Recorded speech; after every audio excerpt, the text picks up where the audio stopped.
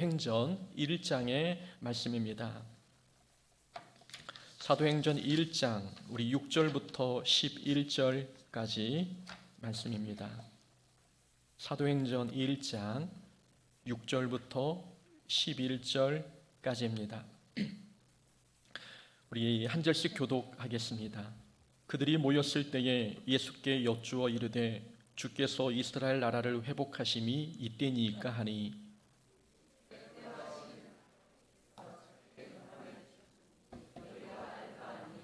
오직 성령이 너희에게 임하시면 너희가 권능을 받고 예루살렘과 온 유대와 사마리아와 땅끝까지 이르러 내 증인이 되리라 하시니라.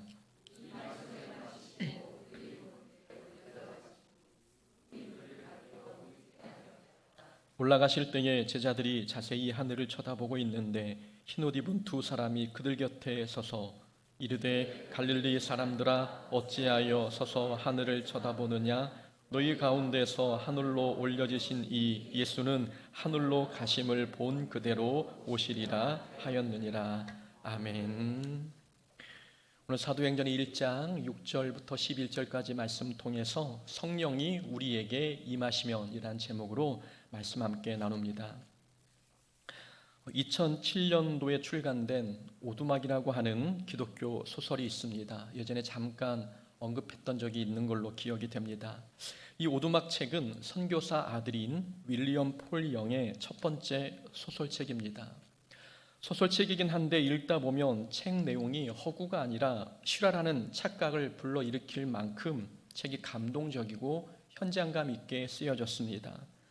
저만 그런 착각을 한 줄 알았는데 미국의 많은 독자분들이 책을 통해 감동을 받아 책의 주인공 맥을 만나기 위해서 먼 거리에서 비행기를 타고 왔다는 이야기도 있습니다. 그래서 이 책의 저자가 맥은 허구의 인물입니다. 찾아오시 마십시오라고 하는 해프닝도 일어났다고 합니다. 이 오두막 책을 읽고 기억에 남는 것 두 가지가 있었습니다. 하나는 어려운 신학적인 주제를 이해하기 쉽게 풀어줬다는 특징이 있었고, 두 번째는 주인공 맥의 변화였습니다. 맥은 어릴 적 아버지로 인해 깊은 상처를 받았습니다. 나이가 들어 가정을 이루었지만 맥의 상처는 여전히 남아 있었지요. 상처는 보통 그 사람의 인격과 성품에 흠집을 냅니다. 맥도 상처로 인해 성격에 모가 나 있었습니다. 참을성이 없고 신경질적이었으며 변덕이 심했습니다. 한마디로 가까이 하기 어려운 사람이었습니다.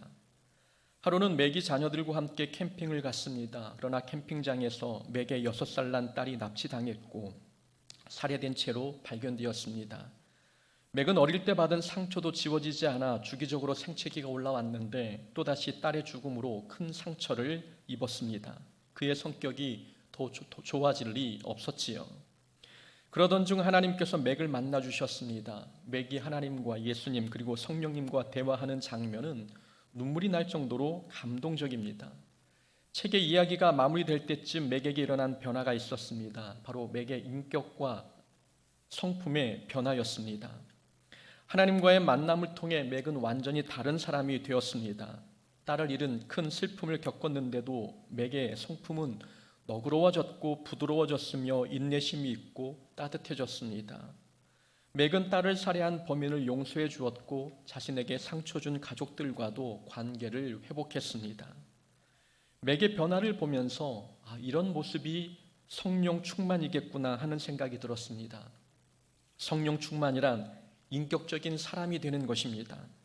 성령님은 인격의 하나님이십니다. 그래서 사람이 하나님을 만나면 성품과 인격이 달라집니다. 사람들은 성령 충만하면 정신이 어지럽고 황홀경에 빠진다고 생각합니다. 그렇지 않지요. 성령 충만하면 제일 먼저 성품과 인격이 변화됩니다. 우리는 성령 충만함에 대해서 오해하지 않아야 합니다. 사람들은 성령 충만은 능력 충만이라고 생각해서 은사가 나타나는 것을 성령 충만이라고 생각합니다. 물론 성령이 충만하면 은사가 나타날 수 있습니다. 그러나 최고의 은사는 사랑 아니겠습니까? 그래서 성령 충만한 사람은 사랑의 사람이 됩니다. 하나님은 사랑이십니다. 하나님은 사랑 그 자체이시니 그런 하나님이 우리 안에 충만히 임하시면 우리도 사랑의 사람이 됩니다. 인격이 사랑으로 변화되는 것이지요. 또한 성령이 충만하면 겸손해집니다. 성령님은 나를 강하게 만드는 수단이 아닙니다. 성령 충만은 나를 겸손하게 만드는 인격입니다. 성령 충만은 능력 충만이긴 하지만 그 능력은 겸손의 능력을 뜻합니다. 은사받은 분들이 교회 질서를 어지럽히고 권위에 순종하지 않는 모습을 보일 때가 많지요. 성령님을 수단 삼아 스스로 높아진 것입니다.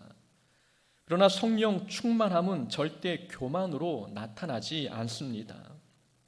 사도행전에 나오는 제자들과 사도 바울, 이분들은 성령 충만함으로 주의 사역을 감당했습니다.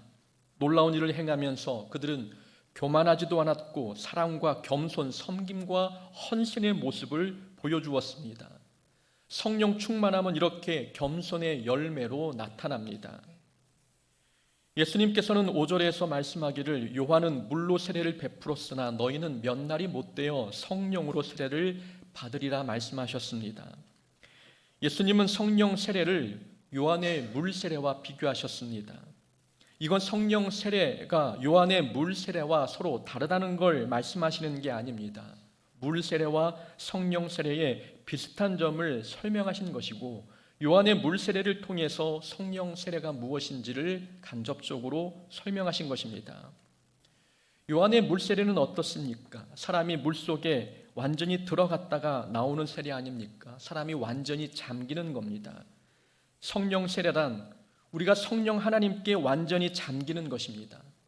내 생각과 마음속에 세상의 것이 조금도 남아있지 않고 오직 100% 하나님만을 생각하고 100% 하나님의 마음을 품는 것, 이게 성령 세례입니다.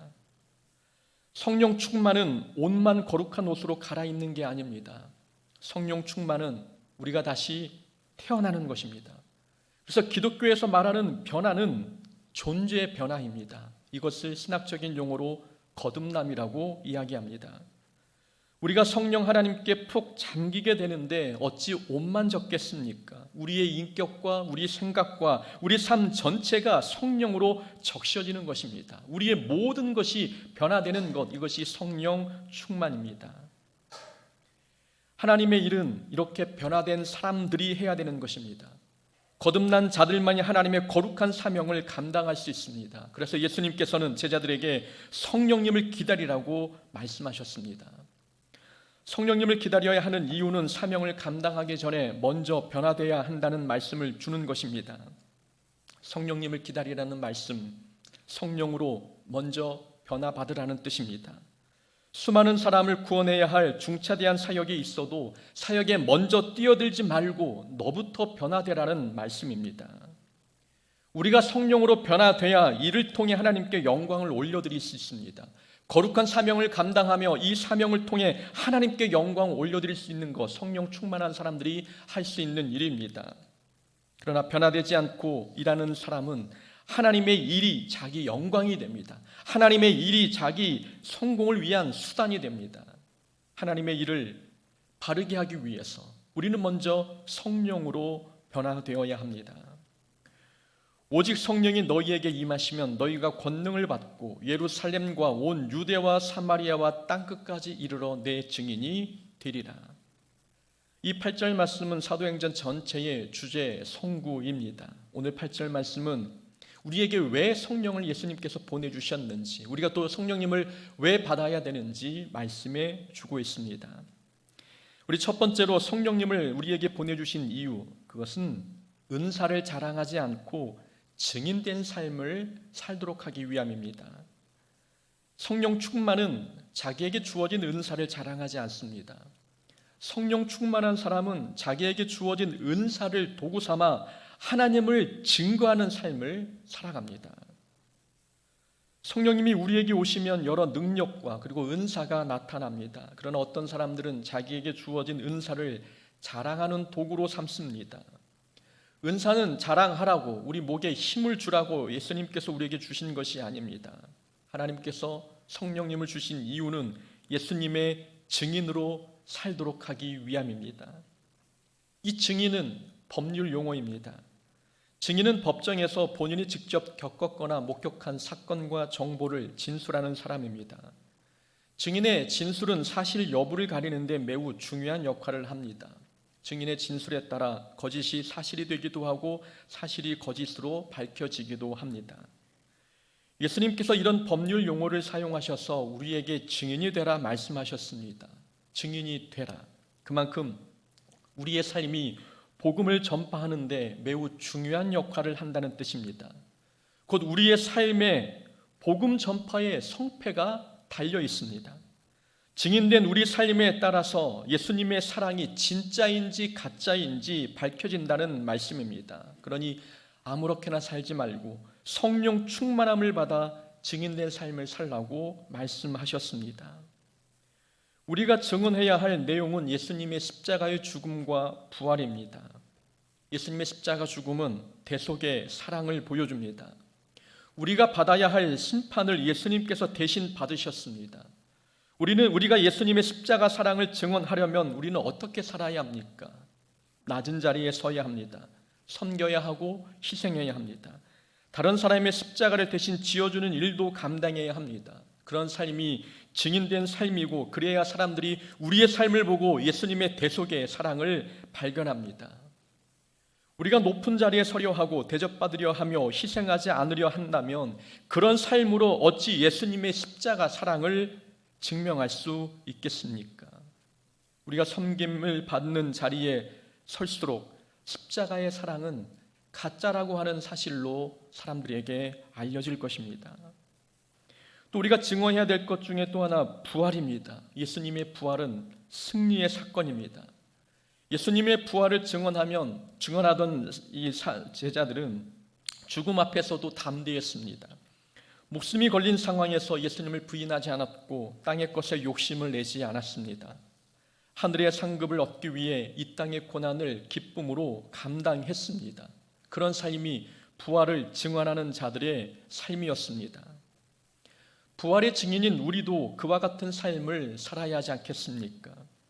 우리가 삶에서 조금도 손해보려 하지 않고 세상에 속한 것에 욕심을 낸다면 누가 우리의 삶을 보고 예수님의 부활을 믿겠습니까? 입으로는 하나님 나라가 있다고 말하면서 삶은 이 땅에서 영원히 살 것처럼 욕심을 낸다면 이 부활이 있다고 누가 믿겠습니까? 승리의 부활을 전하면서 우리는 작은 문제 앞에서 인상 쓰고 불평한다면 과연 예수님께 부활의 능력이 있음이 사실로 받아들여지겠습니까? 우리는 표정과 말투와 행동으로 부활이 진짜임을 보여줘야 합니다.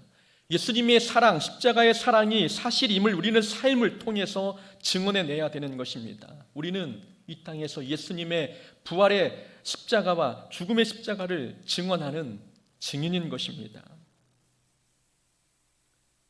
범죄 영화를 보면 악당들이 증인을 죽이기 위해 혈안이 되는 장면이 자주 나옵니다. 악당들이 상황을 자기들에게 유리하게 끌고 가기 위해 증인을 없애는 것이지요. 영화 속의 증인은 항상 위험에 처해 있습니다. 그러나 이런 일이 영화에서만 나오는 게 아닙니다. 영적 전쟁터와 같은 삶을 사는 우리 삶에도 동일한 현상들이 일어납니다. 사탄은 우리가 증인의 삶을 살지 못하도록 날마다 공격합니다. 우리의 증언이 본인에게 불리할 것 같으니 사탄은 모든 방법을 동원해 우리를 넘어뜨리려 합니다. 그래서 예수님께서 우리에게 성령님을 보내셨습니다. 악한 영들의 공격에 지지 말라고, 성령님의 힘으로 증인된 삶을 열심히 살아가라고 성령님을 보내주셨습니다. 우리는 연약하고 힘이 없어 우리 힘으로 십자가의 사랑과 부활을 증언할 수 없지만 성령님이 함께 계시기 때문에 가능한 것입니다. 예수님께서 우리에게 성령님을 보내주신 이유, 은사를 자랑하라고 주신 것이 아니라 예수님의 십자가를 증언하는 증인된 삶을 살라고 우리에게 성령님을 보내셨습니다. 두 번째로 성령님을 보내신 이유가 있습니다. 그것은 하기 싫은 일도 하도록 하기 위함입니다. 하나님의 일은 사람의 경험이나 재능으로 하는 게 아닙니다. 하나님의 일은 성령님의 도움으로 하는 것입니다. 너무나 간단한 교훈이지만 신앙생활에서는 이게 잘 지켜지지 않습니다. 하나님의 일을 경험으로 하는 사람이 있습니다. 경험으로 사역하는 사람은 자신이 해본 일만 합니다. 해본 적이 없는 일은 두려워서 피하죠. 그러나 성령 충만함으로 사역하는 사람은 해본 적이 없는 일에도 순종합니다. 성령 충만한 사람은 성령님의 인도를 따라 사는 사람입니다. 그러니 성령님이 자신에게 한 번도 해본 적이 없는 생소한 사명을 맡겨도 순종합니다. 그래서 경험으로 일하는 사람은 자기가 만든 기준을 깨트리지 못합니다. 자기의 경험을 토대로 만든 기준에 갇혀서 그 기준을 뛰어넘으려 하지 않습니다. 자기의 경험의 틀을 깨트리고 뛰어넘으면 하나님께서 행하시는 더 크고 놀라운 일을 경험할 텐데 자기 경험 안에서만 신앙생활하니 성장이 멈춰버립니다. 성령 충만을 받고 자기가 경험해 본 적이 없는 일도 도전하기 시작한다면 우리를 통해 하나님께서 놀라운 일을 행하심을 경험하게 되고 우리 믿음은 더 성장하게 됩니다. 자기의 재능을 붙들고 신앙생활하는 사람은 잘하는 일만 하려고 합니다. 하나님의 일이 자기의 재능을 뽐내는 도구가 아닌데 재능으로 일하는 사람은 자기가 잘 할 수 있는 것에만 순종합니다. 재능 없는 일에는 순종하지 못하는 거지요. 그러나 성령을 의지하는 사람은 자기의 재능과는 상관없는 일에도 순종합니다. 나는 할 수 없어도 성령님은 하실 수 있기 때문입니다. 재능으로 일하는 사람은 자기 능력으로 할 수 있는 것만 하지만 성령님을 의지하는 사람은 자기의 능력 밖의 일에도 도전하는 것입니다. 베드로가 잘하는 일은 물고기를 잡는 일이었습니다. 그런데 사람을 낚는 일에 평생을 헌신하며 베드로가 살았습니다. 베드로는 잘하는 일을 버리고 잘할 자신이 없는 일에 뛰어들었습니다. 베드로는 재능을 붙들고 일하는 사람이 아니라 성령님을 의지하고 일하는 사람이었기 때문입니다. 재능을 생각했다면 베드로는 평생 어부로서의 생을 마감했을 것입니다. 그러나 베드로는 성령님을 의지하며 살았기에 아무나 갈 수 없는 순교자의 길을 걸어갔습니다. 사도 바울은 이렇게 고백했습니다. 모든 사도보다 더 많이 수고하였으나 내가 한 것이 아니요 오직 나와 함께 하신 하나님의 은혜로라. 많은 사역을 감당했지만 바울은 그건 내가 한 것이 아님을 고백하고 있습니다. 바울 자신에게는 그런 일을 할 만한 재능이 없었던 거죠. 그래서 바울은 고백하기를 이건 내가 한 게 아니라 하나님이 하신 겁니다. 내 경험이 아니라 내 재능이 아니라 하나님이 하셨습니다라고 고백했습니다. 하나님께서 성령을 보내신 이유는 경험 밖의 일을 하도록 하기 위함입니다. 재능 없는 일에도 도전하도록 하기 위해 성령님을 보내셨습니다. 한마디로 하나님은 하기 싫은 일을 하라고 우리에게 성령님을 보내신 것입니다. 신앙의 길이 어찌 좋아하는 일만 하고 잘하는 일만 할 수 있겠습니까? 교회 일만 하더라도 교회에는 하기 싫은 일도 많고 내가 못하는 일도 많습니다. 나도 하기 싫은 일은 다른 사람도 하기 싫고 나에게 어려운 일은 다른 사람에게도 어렵지 않습니까?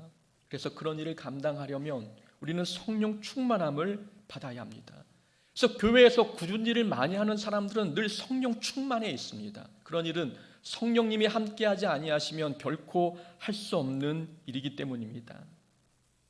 예수님은 하나님의 일에는 하기 싫은 일도 있기 때문에 위험하고 어려운 일도 있기 때문에 그런 일도 기쁨으로 감당하라고 우리에게 성령님을 보내주셨습니다. 또한 세 번째로 성령님을 보내신 이유가 있습니다.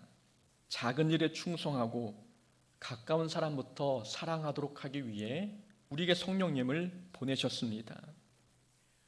오직 성령이 너희에게 임하시면 너희가 권능을 받고 예루살렘과 온 유대와 사마리아와 땅끝까지 이르러 내 증인이 되리라. 성령님이 임하시면 제일 먼저 내가 변해야 됩니다. 내가 변하고 난 뒤에 예루살렘을 복음화시켜야 합니다. 그 다음은 예루살렘 주변의 유대 땅에 복음을 전해야 되고 유대인들이 괄시했던 사마리아인들에게도 복음을 전해야 합니다. 그 다음이 땅끝에 가서 복음을 전하는 것이었지요. 예수님께서 복음을 전할 때 가장 가까운 곳, 작은 지역부터 복음을 전하라고 말씀하셨습니다. 처음부터 땅끝에 가서 복음을 전하라 말씀하지 않으셨습니다. 내 주변 사람부터 복음을 전해 복음의 지경을 점점 확장해 나가라고 우리에게 말씀해 주셨습니다. 그래서 땅끝을 복음하려면 내 주변부터 복음을 해야 되는 것입니다. 예루살렘을 복음하지 않고 유대 땅에 복음을 전할 수 없으며 사마리아인들을 사랑하지 않고 일면식도 없는 땅끝 사람을 사랑할 수 없습니다. 어떤 사람들은 큰 비전을 품고 땅끝에 가서 복음을 전하고 싶어 합니다. 먼 곳에 가서 하나님의 일을 위해 헌신하면 마치 하나님의 큰 뜻을 이루어 드리는 멋진 일이라 생각하는 것 같습니다. 아이러니하게도 많은 목회자들이 천안 아랫지방으로는 내려오지 않으려고 하면서도 땅끝은 열심히 찾아가려 합니다. 하나님께서 원하시는 일은 가까운 사람에게 복음을 전하는 일입니다. 땅끝에 가서 복음을 전하는 것보다 가까운 사람에게 복음을 전하는 게 어찌 보면 더 어려운 일 아닙니까? 하나님께서 우리에게 주신 첫 번째 미션은 가까운 사람, 가까운 지역부터 복음을 전하는 것입니다. 신학대를 다니면 방학 때가 될 때마다 각 기독교 동아리에서 단기 선교를 떠났습니다. 일반 학생들보다 아무래도 신학생들이 단기 선교에 참여율이 높았지요. 신학생들이 돈이 어디 있겠습니까? 그래서 단기 선교에 참여하고 싶은 신학생들은 기도 편지에 계좌번호를 적어 사람들에게 나눠주었습니다. 한 친구가 기도 편지를 전해주었습니다. 그 친구가 기도 편지를 건넸을 때 사람들은 놀랐습니다. 사람들의 반응은 딱 이랬지요. 제가 선교를 간다고? 그 친구는 사람들과 거의 교제가 없었습니다. 자기 중심적인 사람이었고 개인주의적이고 이기적인 모습이 있었습니다. 그 친구가 선교지에 간다고 하자 사람들은 이구동성으로 이렇게 말했습니다. 우리한테나 잘하라고 해. 먼 곳에 있는 사람에게 사랑을 주기 전에 가까운 사람부터 사랑하라는 말 아니겠습니까? 하나님의 일은 작은 일부터 시작해야 합니다. 하나님은 작은 일에 충성하는 자에게 큰 일을 맡겨주십니다. 이것이 하나님 나라의 법칙입니다. 작은 일로 하나님께 인정받지 못하면서 어찌 우리가 큰 일을 계획할 수 있겠습니까? 우리는 작은 일을 건너뛰고 큰 일부터 하고 싶어하는 영적인 허영심을 버려야 합니다. 가까이에 있는 사람은 사랑하지 못하면, 가까이에 있는 사람을 사랑하지 못하면 먼 곳에 있는 사람은 더더욱 사랑하기 어렵습니다. 그래서 먼저 내가 권능을 받고 예루살렘과 온 유대와 사마리아와 땅끝까지 복음을 전하라 우리에게 예수님께서 말씀하셨습니다. 예수님은 작은 일에 충성하고 가까운 사람부터 사랑하라고 우리에게 성령님을 보내주셨습니다. 그래서 성령 충만한 사람은 작은 일에 충성합니다. 아무리 작은 일이라고 허투루 하지 않습니다. 작은 일이라도 거기에 마음을 쏟고 최선을 다하며 열심히 기도하고 그 작은 일을 감당합니다. 그 성령 충만한 사람은 가까운 사람을 함부로 대하지 않습니다. 가까운 사람이 우리를 더 힘들게 할 수 있고 우리를 더 아프게 할 수도 있습니다. 그래서 가까운 사람을 사랑하는 게 먼 사람을 사랑하는 것보다 더 어려울 수 있습니다. 그러나 가까운 사람을 사랑으로 극복하지 못하면 다른 사람을 사랑하는 건 불가능합니다. 그래서 예수님께서 우리에게 성령님을 보내주셨습니다. 내 힘으로는 사랑할 수 없으니 성령님의 힘으로 사랑하라고 우리에게 성령 충만함을 허락해 주셨습니다. 큰 일에는 최선을 다할 수 있는데 작은 일에는 마음을 쏟지 못하는 우리의 연약함을 아시기 때문에 성령 충만함으로 아무리 작은 일이라도 성령을 의지하며 그 일을 감당하라고 우리에게 성령님을 보내주셨습니다. 우리도 성령님을 받아야 하지 않습니까? 우리도 예수님께서 보내주신 성령을 받아 권능을 입고 우리 가정과 교회와 이 지역과 땅끝까지 이르러 복음을 전하는 자가 되어야 합니다. 우리도 그렇게 증인된 삶을 살아가는 하나님의 자녀 되기를 주의 이름으로 축원합니다. 아멘. 우리 말씀